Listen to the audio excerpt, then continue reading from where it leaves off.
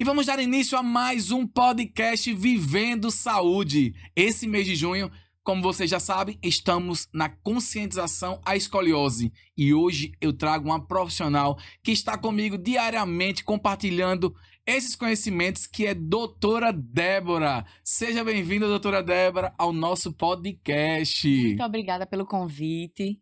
Estou muito feliz em estar aqui, tá? Pra gente conversar um pouquinho sobre a escoliose, né? E nesse mês tão importante que é o de conscientização da escoliose.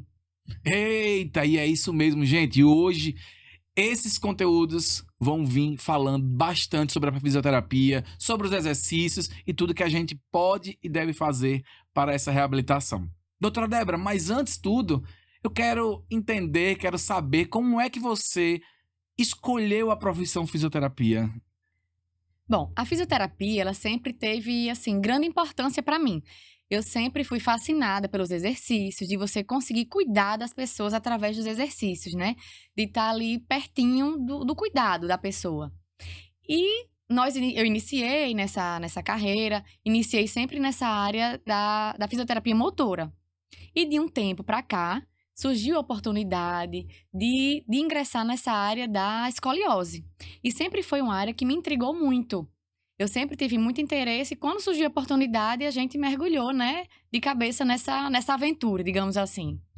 Gente, para quem não sabe, eu e a doutora Débora trabalha junto hoje nesse universo da coluna vertebral, ela que é especialista da área, e hoje a gente busca todos os conhecimentos que a gente pode agregar aos nossos atendimentos no universo da escoliose. Então, é com muita honra estar aqui compartilhando com ela esse podcast para que a gente possa levar cada vez mais esse conhecimento para vocês. Então, como você já falou, surgiu essa oportunidade do universo da escoliose e eu queria entender o que é escoliose. Vamos compartilhar para o pessoal o que é escoliose? Vamos. A escoliose, hoje ela é classificada como uma deformidade tridimensional da coluna vertebral, onde entra as curvaturas laterais, a retificação das curvaturas fisiológicas e a rotação da coluna. Por isso que hoje ela tem essa classificação como tridimensional.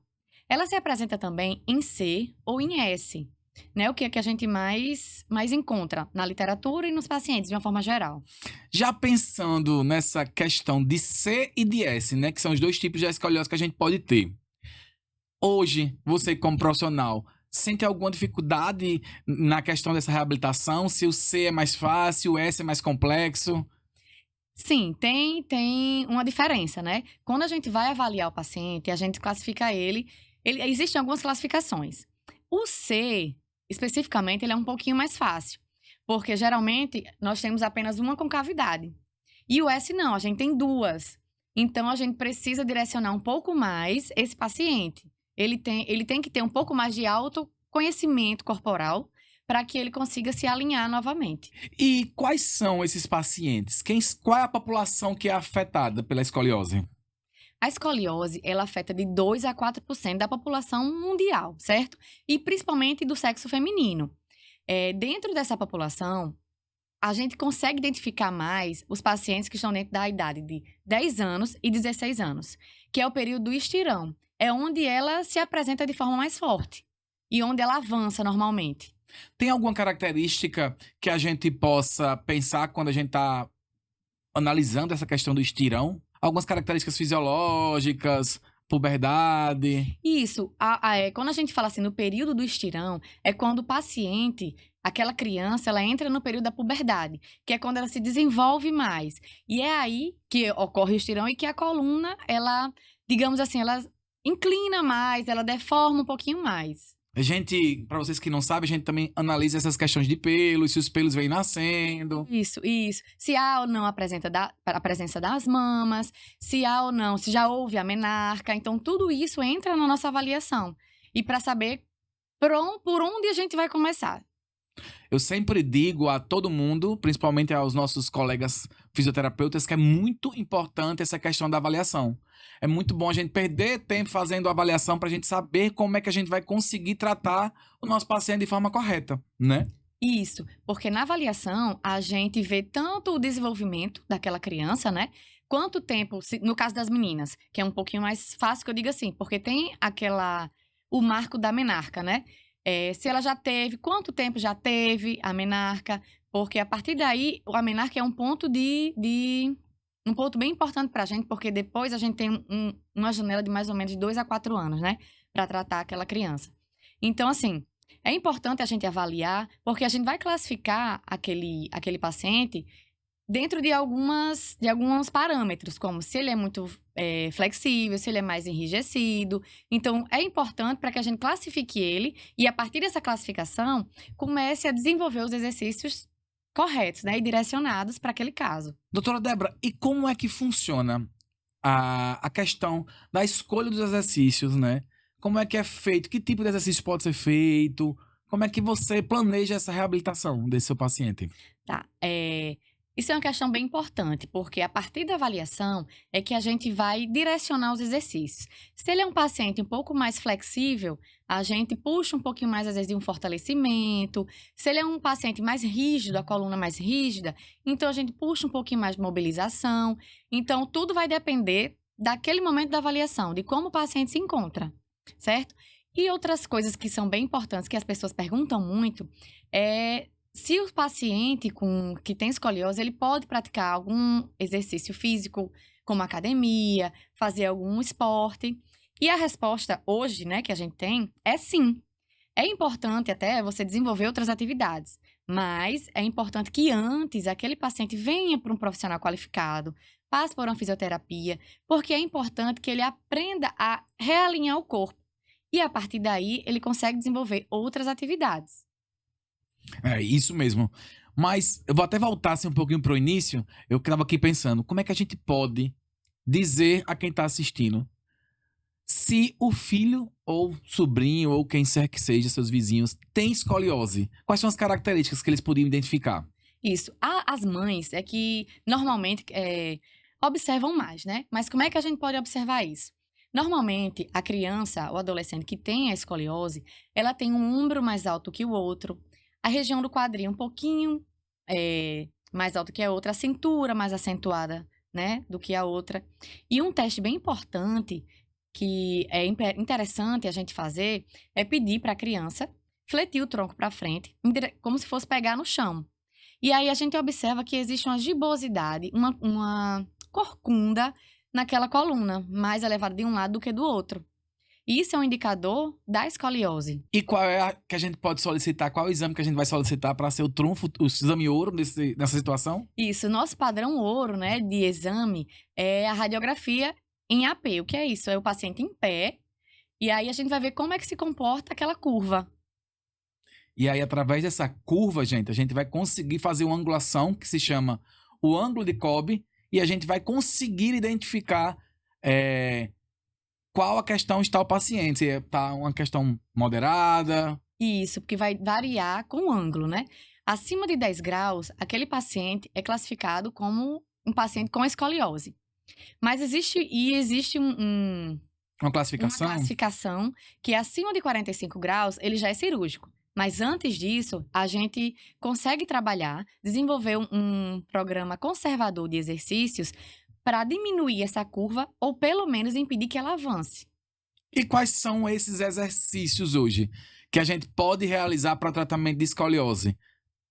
São exercícios unidirecionais. Como assim? A gente vai sempre procurar abrir as concavidades.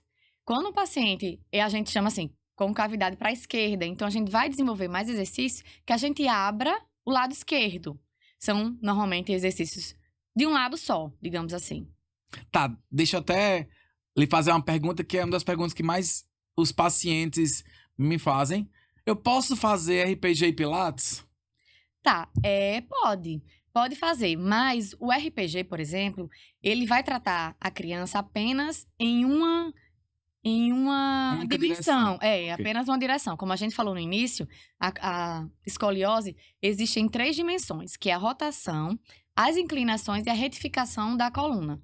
Então, o RPG ele não vai trabalhar essas rotações e nem trabalhar as inclinações de forma dinâmica. E o Pilates? Você gosta de prescrever para os seus pacientes a questão do Pilates? O Pilates, normalmente, eu prescrevo depois que ele já desenvolveu o tratamento com a gente. Pelo menos iniciou. Por quê? Porque ele vai aprender a se autocorrigir, a melhorar a sua postura. A partir daí, ele consegue desenvolver outros exercícios, né? Mas a gente tem que ter cuidado, porque a gente não pode desenvolver, por exemplo, nas rotações, a gente não pode desenvolver rotações para os dois lados. Tem que focar no lado que a gente precisa tratar.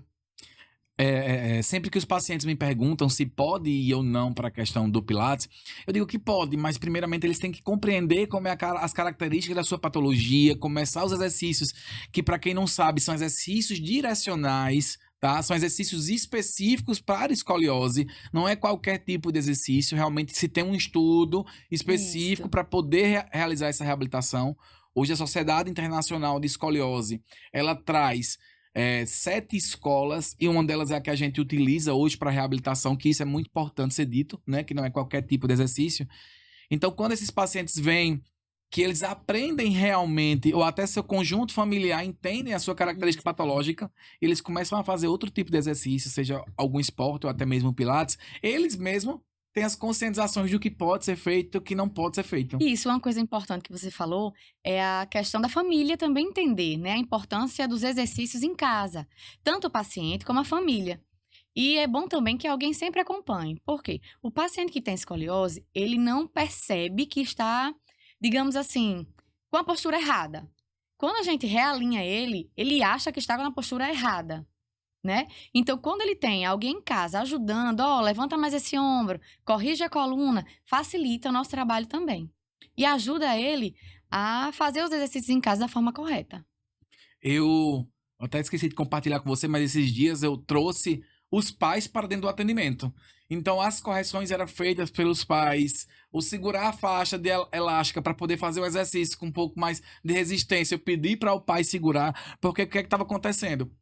Quando eu iria fazer com a filha disse assim, não, mas meu pai avisa isso aqui, meu pai avisa isso aqui. Isso. Aí eu disse, pois vem cá, pai, vamos começar a participar dessa reabilitação aqui mesmo com a gente. Até porque a técnica que a gente usa, eles têm que ser feitos diariamente, em casa, através de um acompanhamento, né, dessa pessoa que vai estar lá lhe ajudando. E isso é bem importante. Nos meus, por coincidência, eu também trago os pais para dentro da sala. Então é importante que eles observem e vejam como é feito. Para quando a criança estiver em casa, ele está ali observando se ela está fazendo da forma correta ou não. E é importante também fazer sempre em frente ao espelho, porque você está sempre se autocorrigindo, né? Que é o que a gente quer. Hoje lá na clínica, gente, a gente trabalha com a questão mais tecnológica. Então a gente tem a questão do espelho na frente, como também a gente utiliza uma câmera, né, Débora? Para que eles possam observar a sua postura na parte posterior. Que funciona como feedback positivo, né? O paciente está na frente do espelho e tem uma TV na lateral. E aí fica uma câmera atrás, ele se vê na frente, no espelho, e pela TV ele vê como é que tá a sua postura de costas. Isso facilita muito também nosso trabalho. Eu acho muito importante esse crescimento, né, deles poderem entender, porque eu percebo que quando eles chegam depois pelo segundo atendimento, eles já estão lá, ó, com toda a sua postura, já fazendo sua correção, para que eu possa ligar a câmera, preparar e fazer tudo. Uma das queixas também dos pais, Débora, é sobre o uso do colete, né, que ele vem associado. E aí eu vou deixar esse conteúdo um pouco pra gente falar quando o Léo vier aqui, que ele realmente trabalha com isso, mas eu queria que você falasse um pouquinho sobre todo mundo deve usar o colete? Isso. O colete ele vai ajudar bastante a gente, mas ele não é indicado para todo mundo. Nas curvaturas menores, com ângulo menor, a gente vai fazer uso apenas dos exercícios. Mas numa curvatura acima de 23 graus, a gente já é indicado o uso do colete. E aí eu já questiono uma coisa. Esse público, ele só vai ser crianças, idoso não pode ter escoliose? Não. Idoso, pessoa adulta, ela também tem escoliose, certo? E um dado também bem importante é que adultos com um ângulo de Kolbe maior do que 50 graus, ele tem a tendência de aumentar por ano 2 graus. E que isso é muito, muito importante a gente conscientizar esse adulto também, para que ele faça os exercícios, para que essa escoliose ela não avance. Porque quanto maior o ângulo, né, de Kolbe, maior prejuízo ele vai trazer para a qualidade de vida daquele paciente. Quando a gente tem uma tabela entre as gravidades da escoliose, né, que a gente calcula através de ângulo, a gente também pensa na questão da idade, né? Como Débora falou, no período da menarca a gente tem um estirão, que esse estirão, ele pode agravar ainda mais as suas curvaturas, então a gente se preocupa bastante, tende a ter um acompanhamento melhor, mas já um paciente que tem uma idade mais avançada, né, uma paciente que é diagnosticada lá para os seus 30 anos com escoliose, que provavelmente já tinha escoliose, só que só percebeu um pouco mais tarde, ele não tem tanta essa gravidade porque a angulação ela cresce um pouco mais lenta pensando que o osso já está formado, né? Isso. Apenas em curvaturas acima de 50 é que a gente observa isso. Mas em um paciente de 30 anos, como você falou, com um ângulo menor, normalmente ele não avança tanto. É muito importante isso. Débora, seus pacientes, eles são acompanhados em algum momento por alguma atividade física externa, como academia? São. No início, a gente fica com os exercícios específicos, né? Com a autocorreção, para que ele aprenda realmente como deve ficar sua postura, digamos assim, né? Como deve ficar sua coluna. Depois disso, ele é encaminhado para desenvolver outras atividades, como esportes ou até mesmo academia. Agora, claro, tendo cuidado com alguns exercícios, né? Como exercícios que achate a coluna vai aumentar a curvatura. Então, a gente tem que sempre trabalhar com exercícios que façam a tração, que cresça aquela coluna, né? E quando o paciente ele tem essa conscientização, aí facilita ele desenvolver outras atividades. Tem algum caso, assim, que lhe chamou muita atenção dentro desse seu tratamento? Teve até, bem lembrado, teve até esse ano mesmo. Era uma paciente, ela tem 10 anos. E ela iniciou no passado o tratamento para escoliose. Ela vinha desenvolvendo os exercícios em casa de uma forma correta, com a familiar acompanhando. Sendo que em janeiro teve a menarca e, coincidentemente, nesse mês de janeiro, essa paciente ela parou os exercícios por conta própria. Quando nós voltamos em fevereiro, nós observamos que aquela paciente já tinha avançado mais de 4 graus. E aí nós reavaliamos, né? E reiniciamos o programa de exercício. E hoje, ela já reduziu. Ela já está com a coluna bem mais alinhada. Eu também tive esse caso, tá? Eu tive alguns pacientes que começaram a fazer a fisioterapia, o uso do colete, e em algum momento decidiu parar. Isso. E quando foi voltar, esse meu paciente, por coincidência, já entrou para grau de possível cirurgia. Pronto, já o meu, ela não usava colete, não precisava, não tinha indicação. Como ela parou e avançou muito, em pouco tempo... Agora vai ter que usar. Ela já está usando colete. Nós estamos juntando as duas coisas. Eu tenho meus pacientes têm muita queixa no uso do colete, da questão de se machucar, que incomoda, mas eu trago aos pacientes essa importância de utilizar para que a gente possa associar ao nosso tratamento, porque isso faz parte da reabilitação mais rápido. Isso, porque o colete ele vai ajudar a reorganizar aquela coluna mais rápido, né? E ele é um dos protocolos de tratamento. É muito importante a gente pensar nisso, sabe? E hoje, Débora, eu tenho as minhas dificuldades e eu quero saber com você, pra gente poder compartilhar, qual a sua maior dificuldade dentro dessa sua reabilitação? Tá, a minha maior dificuldade hoje é conscientizar aquele paciente e a família de que os exercícios precisam ser feitos diariamente. Aquela correção que a gente pede, levanta mais esse ombro, abre mais essa costela, seja constante. Ele precisa estar fazendo aquilo praticamente 24 horas. Quando ele vai sentar, quando ele vai levantar, quando ele senta para comer, para estudar. Então, ele precisa estar sempre alinhado. E muitos deles só querem fazer esse alinhamento na hora do exercício. Então, minha maior dificuldade hoje é essa. Eu também tenho essa dificuldade quanto a isso e a importância de trazer os pais para próximo da gente e entender essa importância. Né? Isso, é verdade. Eu sempre me disponibilizo muito. Eu sempre digo, se qualquer dúvida, pode entrar em contato, que aí a gente vai conversando. Então, eu tento puxar também a família para que a gente feche ali aquele laço para tratar da melhor forma o paciente.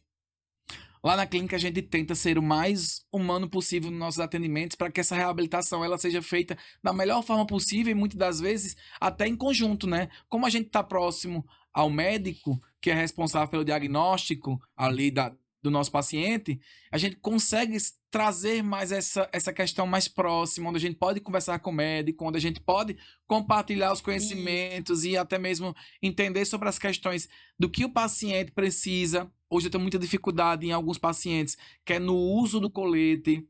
Então, eu peço para as mães compartilharem como conseguiu fazer com que seu filho use o colete para poder levar para o outro. E nesses últimos atendimentos, eu estou colocando os atendimentos em dupla e eu vejo que é como se um tivesse o incentivo do outro. Isso é bem importante. Quando entra a família. E outro ponto que você falou, que é bem importante, é essa tríade. Fisioterapeuta, médico e família. Quando a gente trabalha em conjunto, as coisas andam bem melhor. Porque quando a gente tá ali, olha, eu preciso de um exame de raio-x agora para ver como é que tá aquele paciente. Então, o médico já entra, já pede nosso exame, então a gente consegue avaliar e, como é que eu posso falar? Alinhar melhor sempre o tratamento. Não que a gente não possa pedir os exames, tá, gente? Mas como a gente Isso. trabalha diretamente com o médico, a gente meio que se organiza para cada um ter suas funções naquele momento. E a família se sente mais segura quando tem a presença do fisioterapeuta e do médico junto. E essa abertura deles conseguirem falar com a gente também. E por se tratarem de jovens, de crianças, então eles se sentem mais acolhidos, né, também em relação a isso. É isso mesmo. Inclusive, gente, como esse mês de junho é o mês da conscientização da escoliose, né? Eu e a doutora Débora vamos estar o mês todo reabilitando, fazendo avaliação, na verdade. Gratuita. De forma gratuita. Então, a gente convida você que conhece ou que tem um filho que traz alguma dessas características que a doutora Débora falou, né? Que poderia ser o ombro elevado, uma marcação um pouco maior Na cintura. O quadril a gente às vezes observa um pouquinho mais elevado, que apresenta dores, que não é normal uma criança de 10 anos estar com dor na coluna, né? E que até mesmo faça o testezinho de inclinação e apresente uma gibosidade ou uma cocunda em alguma região dos lados, que eles possam vir fazer a nossa avaliação. Isso, vem, faz a avaliação com a gente e a gente vai dar o direcionamento melhor para aquele paciente. Tudo isso nesse mês de junho, tá? Isso. Então, eu vou deixar o contato do telefone para que vocês possam agendar o atendimento, certo? Que é de muita importância a gente realizar esse diagnóstico precocemente. Isso. Principalmente porque a escoliose ela vai avançar nesse período do estirão, entre 10 e 16 anos. Então, quando a gente entra de forma precoce, principalmente nesse período, a gente consegue fazer com que aquela criança não avance e não chegue, por exemplo, numa cirurgia. Me lembrei de uma pergunta aqui que eu acho que é importante ser dita. Muitas das mães se questionam assim: Pablo, será que o meu filho teve escoliose pelo uso da mochila escolar? Isso. Sempre chega também essa pergunta. E vamos lá. Não é que a mochila ela vai causar escoliose. O peso da mochila vai causar escoliose. Mas, se aquela criança já tem algum desvio na coluna, e aí você coloca peso que vai achatar aquela coluna, então vai aumentar a curvatura dela. Vai fazer com que a escoliose ela avance. Principalmente quando ele está usando a mochila de forma unilateral, Isso. só de um ombro. Ainda mais para o ombro que está fazendo a inclinação dele, né? Que é o que normalmente as crianças fazem. Né? Então, sempre orientar, mesmo que esteja com mochila, utilizar ela de forma bilateral, nos dois ombros, as duas alças, para que a gente possa ter, pelo menos, uma diminuição dessa sobrecarga aí, né? Isso, de um dos lados, né? Pelo menos a gente vai balancear um pouquinho mais. Débora, eu quero agradecer demais a sua participação. Eu acho que é de suma importância a gente poder compartilhar e levar mais visibilidade a essa questão da conscientização da escoliose. Então, eu acho que faz valer, sabe? Eu quero muito esse ano, esse mês, a gente poder levar cada vez mais essa visibilidade. Isso. E a gente já fez uma abertura muito bonita desse mês da escoliose, né? Isso. Então, muito obrigado por você estar comigo nessa jornada e que a gente possa agregar cada vez mais e levar cada vez mais conhecimento e informação àqueles que realmente não têm. Eu que agradeço o convite, tá? É muito bom ter essa parceria na clínica e na vida mesmo, com um amigo, né? Com uma amizade que a gente tem. E é muito importante também a gente trazer essas informações. Quanto mais informação a gente conseguir disseminar em relação a isso, melhor, tá? Então, estamos sempre à disposição para o que as pessoas precisarem, nas avaliações, e estamos aqui para ajudar. Ficamos aqui com mais um podcast Vivendo Saúde. E na próxima semana vamos ter um profissional gigantesco no universo da escoliose também, falando um pouco sobre o uso dos coletes, o uso, como é essa criação desses coletes. Então, até quinta-feira, eu aguardo você. Tchau!